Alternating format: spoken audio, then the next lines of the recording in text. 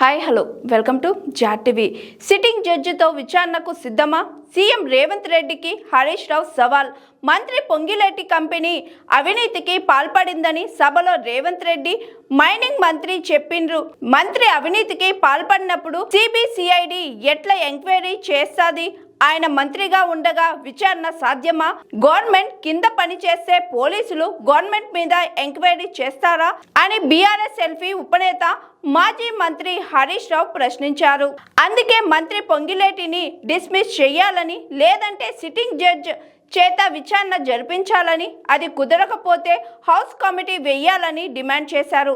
మంత్రిని కాపాడేందుకే CM CBCID enquiry వేయిస్తారని చెప్పారు. నిజంగా సీఎంకు చిత్తశుద్ధి ఉంటే మంత్రిని బర్తరఫ్ చేయాలని డిమాండ్ చేశారు మాజీ మంత్రి, deputy floor leader MLA Harish Rao. అడిగితే తప్ప ఎందుకు ముందుకు వస్తలేవు హౌస్ కమిటీ వేయడానికి?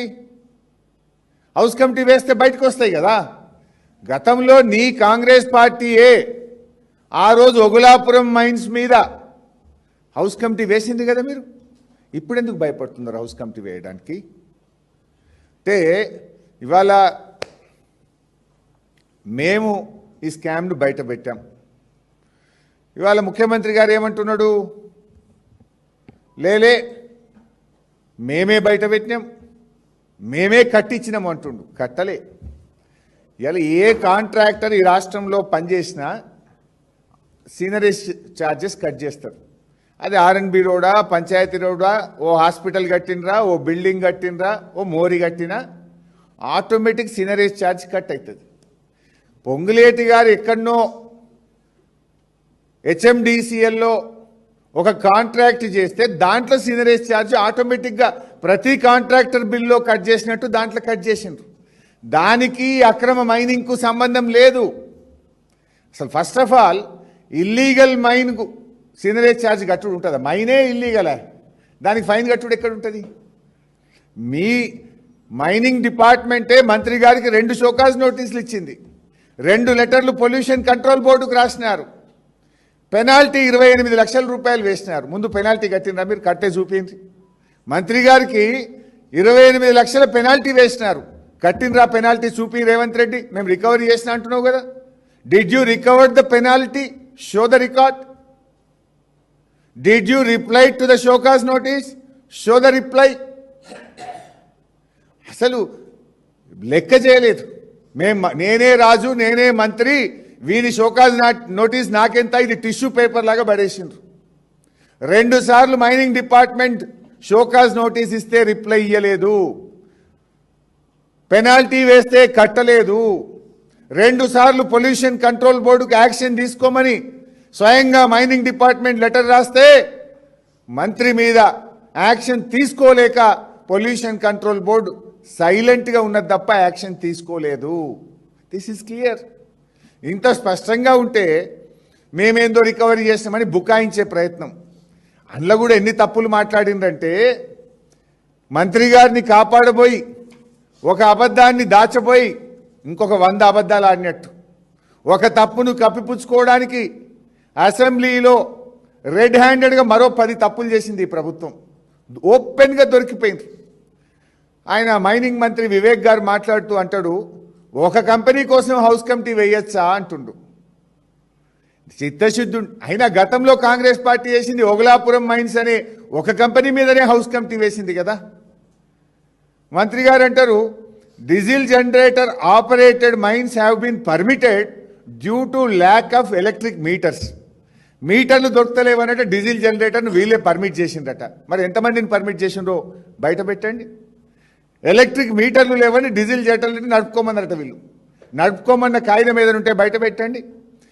ఎన్ని కంపెనీలకు ఇచ్చిండ్రో బయట పెట్టండి. ఇన్ఫ్యాక్ట్ ఈ ప్రభుత్వం సిఎఫ్ఈ సిఎఫ్ఓ లేదని ఈ రాష్ట్రంలో మొత్తం క్రషర్లకు ఎలక్ట్రిసిటీ కనెక్షన్ కట్ చేసిండ్రు. క్రషర్ వాళ్ళను సిఎఫ్ఈ సిఎఫ్ఓ ఉందా తీసుకురండి, ఉంటేనే మళ్ళీ కరెంట్ కనెక్షన్ ఇస్తామని ఎవరైతే సిఎఫ్ఈ సిఎఫ్ఓ సబ్మిట్ చేసిండ్రో వాళ్ళకి కనెక్షన్ ఇచ్చిండ్రు. కొన్ని 100 కంపెనీలకు ఈ రోజు కూడా కరెంట్ లేదు. అంటే ఇది పర్మిషన్ లేదు, మైనింగ్ లైసెన్స్ లేదు, సిఎఫ్ఈ సిఎఫ్ఓ అనుమతులు పొల్యూషన్ కంట్రోల్ బోర్డు నుంచి లేవు కనుకనే ఇది ఇల్లీగల్ మైన్ కనుకనే జనరేటర్ మీద నడుపుతున్నారు. ఆ తప్పును ఒప్పుకోలేక మీటర్ల షార్టేజ్ ఉంది కనుక జనరేటర్ల మీద నడుపుకుంటున్నారు అని ఇంకొక తప్పు ఆయనను దాచబోయి మైనింగ్ మంత్రి గారు మరో తప్పు మాట్లాడినారు. ఇంకోటి అంటాడు ఆయన, హరీష్ రావు గారు ఆరోపించినట్టు నోటీసులు ఇచ్చినట్టు కూడా నాకు తెలియదు అంటాడు. నేను నోటీస్ కాపీలనే చూపిస్తున్నా కదా అసెంబ్లీలో. First show cause notice, second show cause notice, this is the demand notice, this is the penalty paper, this is the letter return to pollution control board for taking action. మంత్రి గారు అంటారు, ఆయన మంత్రి, ప్రభుత్వం నోటీసులు ఇచ్చినట్టే నాకు తెలియదు అంటాడు. ఇంకోటి అంటాడు మంత్రి గారు, కేవలం ఇది 4 లక్షల రూపాయలే, 4 లక్షల రూపాయల దానికి ఇంత మాట్లాడతారా అంటాడు. ఫస్ట్ డిమాండ్ నోటీస్లోనే 28,50,000 రూపాయలు పెనాల్టీ కట్టమని నీ మైనింగ్ శాఖనే నోటీస్ ఇచ్చింది. అప్పుడు ఎప్పుడు మొదటిసారి ఇన్స్పెక్షన్ చేస్తే 5,130 మెట్రిక్ టన్నుల మెటల్ ఉంది కనుక దానికి 28,50,000 కట్టమన్నారు. రెండవసారి ఇన్స్పెక్షన్ చేస్తే 11,200 మెట్రిక్ టన్నులు దొరికిందని షోకాస్ నోటీస్ ఇచ్చిండ్రు. అది క్యాలిక్యులేట్ చేస్తే ₹1,00,00,000 పెనాల్టీ అవుతుంది. రెండవసారి తప్పు చేస్తే 7 ఏడాది జైలు శిక్ష వేయాలని రూల్స్ చెప్తా ఉన్నాయి. ఇది 2 రోజుల లెక్క, ఇది ఎన్నేళ్ళకెళ్ళి నడుస్తుంది? ఇది మొత్తం లెక్క తీసి ఇప్పుడు ఇన్స్పెక్షన్ చేసిన రోజు ఉన్నదే లెక్క పట్టింది వీడు మైనింగ్ డిపార్ట్మెంట్. మరి నిజంగా ఈ 2.5 సంవత్సరాల నుంచి రోజుకు ₹1,00,00,000 అంటే ఎన్ని వందల కోట్ల అవినీతి జరిగింది, ఎన్ని వందల కోట్లు ఈ కంపెనీకి పెనాల్టీ వేయాలి. మైనింగ్ డిపార్ట్మెంట్ పోయినాడే ఓసారి 28,50,000, ఎప్పుడు 5,000 దొరుకుతాయి, రెండోసారి 11,000 అంటే న్యాచురల్గా ₹1,00,00,000. ఇట్లా ఎన్నిసార్లు ఎన్ని రోజులు అక్రమ క్రషింగ్ జరిగింది అదంతా లెక్కబెట్టి వేస్తే కొన్ని వందల కోట్ల రూపాయలు రాష్ట్ర ఖజానాకు నష్టం జరిగింది. శ్రీధర్ బాబు గారు అంటారు, పొంగిలేటి గారు ఏదో అన్నారని ఏదో ఒక పత్రికలో వస్తే దాని మీద హరీష్ రావు గారు మాట్లాడుతుండ్రు అంటాడు. ఏదో పత్రిక కాదు, మైనింగ్ మంత్రి పత్రిక వెలుగు పత్రికలోనే పొంగిలేటి గారు మాట్లాడినటువంటి స్టేట్మెంట్ వచ్చింది. దాన్నే నేను బయటపెట్టినా కదా. ఆరోపణలు చేయడం సరికాదు అంటాడు శ్రీధర్ బాబు గారు. ఆరోపణలు చేయలే, నేను పక్కా ఆధారాలతో మాట్లాడిన శ్రీధర్ బాబు గారు. అంటే పాపం వాళ్ళకి ఏం అర్థం కాక గడబడ పొన్నం ప్రభాకర్ అంటాడు, అరే ఇవాళ ఎట్లా మాట్లాడతాడు హరీష్ రావు, అసలు మైనింగ్ ఎజెండానే లేదు ఇవాళ అంటాడు. పాపం ఆయన ఒక కేబినెట్ మంత్రి. పరిశ్రమల శాఖలో భాగంగానే మైనింగ్ కూడా ఉంటుంది. మైనింగ్ కూడా ఆ రోజు ఎజెండాలో ఉన్నది, పద్దు మీద చర్చ జరుగుతుందనే కనీస విషయం కూడా పొన్నం ప్రభాకర్ గారికి తెలియకపోవడం శోచనీయం. భట్టి విక్రమార్క గారు లేచి అంటాడు, హరీష్ రావు గారు చెప్పింది వాస్తవమో అవాస్తవమో ఎవరికి తెలుసు అంటుండు. నేను ఆధారాలతోనే చూపిస్తుంటే అవినీతి జరిగింది, పెనాల్టీ పడ్డది అని మీ మైనింగ్ మంత్రి చెప్తాడు, అవినీతి చేసింది మంత్రి కంపెనీ అని నీ ముఖ్యమంత్రి చెప్తాడు. భట్టి విక్రమార్క లేచి అంటాడు, అవినీతి జరిగిందో లేదో హరీష్ రావు గారు ఏదో చెప్తుండు అంటాడు. అంటే ఈ రకంగా అడ్డగోలుగా మాట్లాడుతున్నా అన్నాడు. ఇట్లా చాలా విషయాలు ఉన్నాయి. ఆదిశీన్ అంటాడు, అరే మీరు కంప్లైంట్ ఇవ్వచ్చు కదా అని ప్రభుత్వం అంటాడు. ఎందుకు ఇవ్వలే కంప్లైంట్? మా తమ్ముడు ఎర్రోళ్ళ శ్రీనివాస్ చీఫ్ సెక్రటరీకి, సెక్రటరీ పొల్యూషన్ కంట్రోల్ బోర్డుకు, డైరెక్టర్ జనరల్ ఏసీబీకి, డైరెక్టర్ జనరల్ విజిలెన్స్కు, ఎంఏయుడికి, అందరికి ఒక 50 కంప్లైంట్లు ఇచ్చినాం. కంప్లైంట్ ఇవ్వలేదా? అంటే ఇట్లా ముఖ్యమంత్రి కూడా ఇప్పుడు మా అన్న చెప్పింది, నేను రిపీట్ చేయను కానీ అసలు రాఘవకు రేవంత్ మన పొంగులేటికి ఏం సంబంధం? ఎవడో తోక సుట్టం ఉంటే రాఘవన్ మీద ఎట్లా ఆరోపణలు చేస్తారు అని మాట్లాడతారు. అంటే ఈ రకంగా పొంగులేటి గారిని కాపాడబోయి 100 అబద్ధాలు ఆడినారు. దొరికిపోయింది, స్పష్టంగా దొరికిపోయింది. ఈ బుకాయించే ప్రయత్నంలో తికమకబడి మరిన్ని తప్పులు చేసి రెడ్ హ్యాండెడ్గా దొరికిపోయింది. దాని నుంచి తప్పించుకోవడానికి నా మీద వ్యక్తిగతమైనటువంటి దాడి, దాని నుంచి తప్పించుకోవడానికి మా కౌశిక్ రెడ్డి గారి మీద ఎథిక్స్ కమిటీ అనేటువంటిది, దాని నుంచి తప్పించుకోవడానికి దళిత్ అనే యాంగిల్ తెచ్చి వాళ్ళకేదో ప్రేమ ఉన్నట్టు మాకేదో లేదన్నట్టు ఒక గంట సేపు ఊకదంపుడు ఉపన్యాసం ఇచ్చే ప్రయత్నం చేసిండ్రు. అంటే పొంగులేటి గారి విషయాలు బయటపెట్టంగానే నా మీద బురద జల్లేటువంటి కార్యక్రమానికి ఇవాళ ఆయన పాల్పడ్డారు. ఏమంటాడు, నేను నా కుటుంబ సభ్యులు ధరణిని ఉపయోగించి బాలానగర్ మండలంలో నేనేదో అవినీతికి పాల్పడ్డా అంటాడు. నేను అంటా ఉన్నా, నువ్వు నా బావమరిది పేరు తీసినావు, నా తమ్ముడు పేరు తీసినావు, ఓకే. నా బావమరి మీద ఆరోపణలు చేసినావు, నా తమ్ముడి మీద ఆరోపణలు చేసినావు. హౌస్ కమిటీ వేయడానికి హరీష్ రావు రెడీయా అని నన్ను అడిగినావు కదా. I'm ready. నీ తమ్ముళ్ళు చేసిన భూ కుంభకోణాల మీద, నీ తమ్ముళ్ళు చేసిన టీడీఆర్ కుంభకోణాల మీద, నీ తమ్ముడు చేసిన కేఎల్ఎస్ఆర్ టెండర్ల కుంభకోణం మీద నువ్వు రెడీ అయితే నా తమ్ముడి మీద నేను కూడా రెడీ. ఇద్దరం కూడా ఎంక్వైరీకి ఇద్దాం. నా బావమరిది మీద ఆరోపణ చేసినావు కదా, నేను రెడీ. నీ బావమరిది సృజన్ రెడ్డి అమృత్ టెండర్లలో చేసిన కుంభకోణం మీద, నీ బావమరిది సృజన్ రెడ్డి సింగరేణిలో ఓబీ టెండర్లలో చేసిన కుంభకోణాల మీద నువ్వు రెడీ అయితే నేను రెడీ. రేవంత్ రెడ్డి, ఇంకో మాట చెప్తున్నా, నేను చెప్పిన హౌస్ కమిటీ వేయకు, నువ్వు చెప్పిన సిబిసిఐడి వద్దు. ఇద్దరం కలిసి హైకోర్టు సిట్టింగ్ జడ్జి చేత విచారణ జరిపిద్దాం. Are you ready mister Revanth Reddy? Let's give it to high court sitting judge. నిజాలు బయటకు రాని. I'm ready. Are you ready? తోక ముడిచి బారిపోకు, చిల్లర మాటలు మాట్లాడకు, నీ చెంచాగాళ్ళతో నన్ను తిట్టించే ప్రయత్నం చేయకు. దమ్ము ఉంటే, నిజాయితీ ఉంటే come on, will give it to sitting judge. Are you ready? లేదంటే క్షమాపణ చెప్పు. తప్పుడు ఆరోపణలు చేసినందుకు క్షమాపణ చెప్పు. నేనెన్నడూ పొంగిలేటి గారికి ఫోన్ చేయలే. ఒకసారో రెండు సార్లు మాట్లాడితే బీఆర్ఎస్ హయాంలో పేదలకు గృహలక్ష్మి ఇండ్లు ఇచ్చాం, ఆ ఇండ్లకు బిల్లులు రావడం లేదు, వేలాది మంది ఇబ్బంది పడుతున్నారు, ఆ గృహలక్ష్మి పైన ఒక నిర్ణయం తీసుకోండి అని మాట్లాడమే తప్ప ఏ రోజు ఏ ఫేవర్ కోసమో ఏ పని కోసమో ఏనాడు కూడా ఫోన్ చేయలేదు. ఆ చేసే చరిత్ర మాకు లేదు. నీకుండొచ్చు, నీ మంత్రులకు ఉండొచ్చు, కానీ మాకు అటువంటిది లేదు. అదేవిధంగా మొన్న ముఖ్యమంత్రి గారు అసెంబ్లీలో మాట్లాడుతూ కేటీఆర్ గారు, హరీష్ రావు గారు, మీరు రాతపూర్వకంగా లెటర్ రాయండి, నేను హౌస్ కమిటీ వేయడానికి రెడీ, ఏ విచారణ మీదైనా ఎంక్వైరీ చేయడానికి రెడీ అని అసెంబ్లీలో రేవంత్ రెడ్డి గారు మాట్లాడారు. రేవంత్ రెడ్డి గారు, నువ్వే మాట్లాడినావు కదా అసెంబ్లీలో, హరీష్ రావు గారు, కేటీఆర్ గారు మీరిద్దరు లెటర్ రాయండి అన్నావు. మేమిద్దరం ఎందుకు? మొత్తం బీఆర్ఎస్ పార్టీ ఎమ్మెల్యేలం అందరం సంతకాలు పెట్టి అలా లెటర్ రాసినాం. మొత్తం బీఆర్ఎస్ ఎల్పీ తరఫున రాసినాం లెటర్. గౌరవనీయులు మా ఎమ్మెల్యేలు వివేక్ గారు, కోవా లక్ష్మి గారు, మాణిక్రావు గారు, అనిల్ జాదవ్ గారు ముఖ్యమంత్రి గారికి లెటర్ ఇవ్వడానికి ముఖ్యమంత్రి ఛాంబర్కి పోయింది. ఈరోజు ఈ స్కామ్ల మీద అవినీతి జరపండి, నువ్వు అసెంబ్లీలో అడిగినావు కదా, నువ్వు అడిగిన ప్రకారంగా ఇగో ఈ లేఖ రాస్తున్నాం, ఈ లేఖ మీద విచారణ జరపండి రేవంత్ రెడ్డి గారు అని చెప్పి ఈ లేఖ ఇవ్వడానికి మేము నలుగురు ఎమ్మెల్యేలం మా పార్టీ తరఫున ముఖ్యమంత్రి గారి ఆఫీస్లో అసెంబ్లీలో వెళ్ళారు. వెళ్తే లోపలికి వెళ్ళి అటెండర్ గారు, బీఆర్ఎస్ ఎమ్మెల్యేలు వచ్చారు, మిమ్మల్ని కలుస్తారట ముఖ్యమంత్రి గారు అంటే బట్టి విక్రమార్క గారు లోపల నుంచి బయటకు వచ్చిండ్రు. ముఖ్యమంత్రి గారు బిజీ ఉన్నారు, అసెంబ్లీ అయిపోయిన ఇంకా కలుస్తారు, ఇప్పుడు కలవరు అని చెప్పి పంపించిండ్రు మా ఎమ్మెల్యేలను. నువ్వు కలవరని పంపిస్తే మేము ఊరుకోలేదు. అసెంబ్లీలోనే మాట్లాడి స్పీకర్ గారి ద్వారా వీటి మీద విచారణ జరపాలని చెప్పి అసెంబ్లీలోనే ముఖ్యమంత్రి గారికి ఈ లేఖ పంపించాం. ఈ లేఖ అసెంబ్లీలోనే పంపించాం. మేమేమడుగుతున్నాం, ఇవాళ ముఖ్యమంత్రి గారు నువ్వు అంతా పారదర్శకంగా ఉన్నా ఏ విచారణకైనా సిద్ధం అని మాట్లాడినావు కదా, కమాన్. మేము 20 స్కామ్ల మీద ఈరోజు ముఖ్యమంత్రి గారికి లేఖ పంపాం.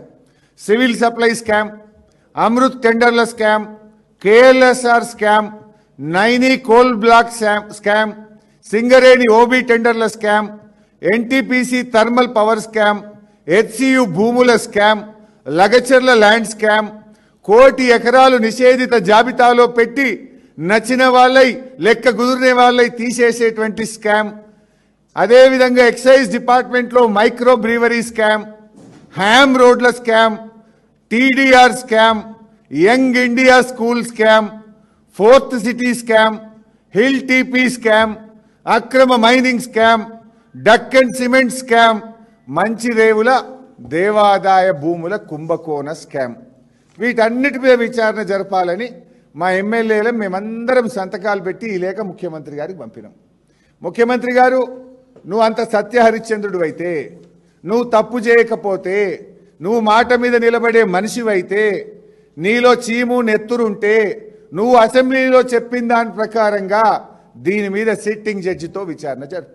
కమాన్, సిట్టింగ్ జడ్జితో విచారణ జరుపు, లేదా హౌస్ కమిటీ వేయి. నువ్వు తప్పు చేయకపోతే ఎందుకు భయపడుతున్నావు? తప్పు చేయకపోతే ఎందుకు తోక ముడుస్తున్నావు? మాట మీద నిలబడవా నువ్వు? అసెంబ్లీలో కదా నువ్వు హామీ ఇచ్చింది. మా ఇద్దరినే కదా ఉత్తరం రాయమన్నది. ఇద్దరం కాదు, మొత్తం మంది ఎమ్మెల్యేలను కలిపి ఉత్తరం రాసినాం. కమాన్, ఈ 20 స్కామ్ల మీద ముందుకు రా, దీని మీద సిట్టింగ్ జడ్జి చేత విచారణ జరుపు. నిజాయితీ ఉంటే, నువ్వు తప్పు చేయకపోతే దీని మీద ముందుకు రా. నువ్వు ఎన్ని డైవర్షన్ టాక్టిక్స్ చేసినా ఈ స్కామ్ వదలం. ఈ 20 స్కామ్ల మీద కూడా మేము పోరాడతాం. మైనింగ్ స్కామ్ మీద పోరాడతాం. ఈ 20 స్కామ్ల మీద కూడా రాష్ట్ర ప్రభుత్వ ఖజానాకు నష్టం జరగకుండా, ఈ రాష్ట్రానికి నష్టం జరగకుండా, తప్పు చేసిన వారికి శిక్ష పడేదాకా కూడా మేము పోరాడుతూనే ఉంటాం. మైక్ ఇవ్వకుండా అసెంబ్లీ ఒక మాక్ అసెంబ్లీ అయిపోయింది. అసలు మాకు మైకే ఇయ్యరు. 4.5 గంటలు నిలబడ్డాము. గొంతు పోయేదాకా మైక్ ఇవ్వండి అన్నాం. మేము మా సీట్లో కూర్చుంటాం, మాకు మైక్ ఇవ్వండి అన్నాం. మా దిక్కు చూసులు లేదు, మాకు మైక్ ఇచ్చులు లేదు. నిజమైన అసెంబ్లీ నడిపే పద్ధతిదా?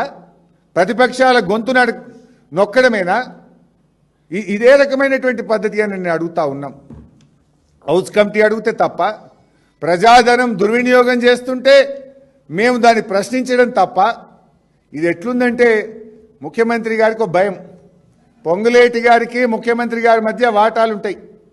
ఏ ల్యాండ్ స్కామ్ జరిగినా 50-50, 30% తీసుకుంటారు ల్యాండ్ క్లియర్ చేయాలంటే. 30లో 50 ముఖ్యమంత్రికి, 50 రేవంత్ ఈ పొంగులేటికి సగం పంచుకుంటారు. అందువల్ల ఆయనను ఈయన కాపాడుతాడు, ఈయనను ఆయన కాపాడుతాడు. ఆయన మీద హౌస్ కమిటీ వేసే ధైర్యం ముఖ్యమంత్రికి లేదు. హౌస్ కమిటీ వేస్తే వీళ్ళ స్కామ్లన్నీ బయటకు పడతాయి, వీళ్ళ దందాలన్నీ బయటకు పడతాయి. ఎందుకంటే ఇవాళ ఆ రోజు ఏం చెప్పింది కాంగ్రెస్ పార్టీ? మేము అధికారంలో వస్తే నిషేధిత జాబితాలోని భూములన్నీ తీసేస్తామని ఎన్నికల ముందు రోజు ఉపన్యాసాలు ఇచ్చిండ్రు. ఇవాళ ఏం చేసిండ్రు? 1 కోటి ఎకరాలు నిషేధిత భూములను నిషేధిత జాబితాలో పెట్టిండ్రు. 1 కోటి ఎకరాలు పెట్టిండ్రు. ఇవాళ ఏమైంది? సెటిల్మెంట్ అయితే తీసేసుడు, లేకపోతే పెట్టుడు. 1 కోటి ఎకరాలు పెట్టిండ్రు. దీని వెనుక ముఖ్యమంత్రి హస్తం ఉంది. ముఖ్యమంత్రి పొంగులేటి ఇద్దరు కలిసి కూడబలుక్కొనే ఇవాళ భూములు కొల్లగొడతా ఉన్నారు. పేదల రక్త మాంసాలు బీలిస్తూ ఉన్నారు. త్వరలోనే ఇంకో భూ కుంభకోణం కూడా బయట పెట్టబోతున్నా. వీళ్ళిద్దరు కలిసి ఏ రకంగా చేస్తున్నా కొన్ని వందల కుంభకోణాలు ఉన్నాయి. ఆధారాలతో సహా ఒక భూ కుంభకోణాన్ని త్వరలోనే బయట పెట్టబోతా ఉన్నా. అది ఎట్లా చేసిండ్రో, ఏం చేసిండ్రో అన్నీ చెప్తా. ఎందుకంటే ఇలా పొంగులేటిది రేవంత్ రెడ్డిది ఫెవికాల్ బంధం. ఇవాళ కొడంగల్ నారాయణపేట లిఫ్టు ముఖ్యమంత్రి నియోజకవర్గం టెండర్ ఎవరికి ఇచ్చిండు? కొడంగల్ నారాయణపేట లిఫ్ట్ టెండరు పొంగులేటికే కదా నువ్వు ఇచ్చింది. మీ బంధం అంత గట్టిది. నీ నియోజకవర్గంలో 1000 కోట్ల రూపాయల టెండర్ ఇదే పొంగులేటి కంపెనీకే ఇచ్చినావు కదా. అంటే మీ ఇద్దరి మధ్య ఎంత బంధం ఉందో అర్థమైతలేదా? మూసీ నీకు ఇష్టమైన ప్రాజెక్టు కదా మూసీ. ఆ మూసీకి మంచినీళ్లు తెచ్చే, కాళేశ్వరం నీళ్లు తెచ్చే టెండర్ ఎవరికి ఇచ్చినావు? పొంగులేటికే ఇచ్చినావు కదా. నీ కలల ప్రాజెక్టు మూసీ టెండరు పొంగులేటికే ఇచ్చినావు. నీ నియోజకవర్గ కొడంగల్ నారాయణపేట లిఫ్ట్ 1000 కోట్ల టెండరు పొంగులేటికే ఇచ్చినావు. ఇక నువ్వు పొంగులేటి మీద యాక్షన్ తీసుకుంటావు అంటే ఎవడు నమ్మాలి? మీ ఇద్దరి మధ్య ఉన్న బంధం అంతా ఇంత కాదు కదా. అన్నీ తెలుసు, బయట పెట్టాం, ఇడిచిపెట్టాం. ఇకపోతే ఏ తప్పు జరగలేదంటారు. ఏ తప్పు జరగకపోతే ఎందుకంత భయపడుతున్నారు? ఇవాళ ఇవి 2 లెటర్లు. మైనింగ్ డిపార్ట్మెంటు ఇది ఇల్లీగల్ క్రషర్, ఈ క్రషర్ను మూసివేయండి, ఈ క్రషర్ మీద చర్యలు తీసుకోండి అని మైనింగ్ డిపార్ట్మెంట్ పొల్యూషన్ కంట్రోల్ బోర్డుకు 8 నెలల కింద ఉత్తరం రాసింది. 8 నెలల నుంచి గడ్డి విక్తుండ్రా, గాడిద పనులు తోముతుండ్రా, మేమే బయటకు పెట్టినా అంటున్నావు కదా రేవంత్ రెడ్డి. 8 నెలల కింద ఈ ఇల్లీగల్ క్రషర్ రాఘవ క్రషర్ మీద చర్య తీసుకోమని మైనింగ్ డిపార్ట్మెంట్ పొల్యూషన్ కంట్రోల్ బోర్డుకు రాస్తే నిద్రపోతుందా పొల్యూషన్ కంట్రోల్ బోర్డు? మంత్రి గారు దాన్ని భయపడుతుందా, నిద్రపోతుందా? అదే మా పటాన్ చెరువు ఎమ్మెల్యే మైపాల్ రెడ్డి గారి తమ్ముడిని రాత్రికి రాత్రి అరెస్ట్ చేసి 1 నెల రోజులు జైల్లో పెడతారు. మంత్రి గారు క్రషర్ అయితే అటు పోవడానికి భయపడతారా? ఇది కాదా? ఈ డాక్యుమెంట్లు నిజాలు కావా? తర్వాత మేం బయట పెట్టినాం. ఎప్పుడొచ్చింది లెటరు? సీనరేజ్ ఛార్జెస్ కట్టినాము. This is the document. ఇది కూడా ఎప్పుడొచ్చింది? హెచ్ఆర్డిసిఎల్కు పొంగులేటి కంపెనీ పోయి మేము సీనరేజ్ కట్టిన ఒక కాపీ ఇవ్వండి, డాక్యుమెంట్ ఇవ్వండి అని అట్టుకొచ్చిండ్రు. దేనికి సీనరేజు? ఏ క్రషర్ సీనరేజు? ఈ క్రషర్ నుంచి కోత్వాల్ కూడా క్రషర్ నుంచి పోయినట్టు 0 పర్మిట్లు ఉన్నాయా? కోత్వాల్ కూడా నుంచి తీసుకువెళ్ళి hi, this is Swathi. Like చేయండి, షేర్ చేయండి, కమెంట్ చేయండి అండ్ సబ్స్క్రైబ్ చేయండి GR TV.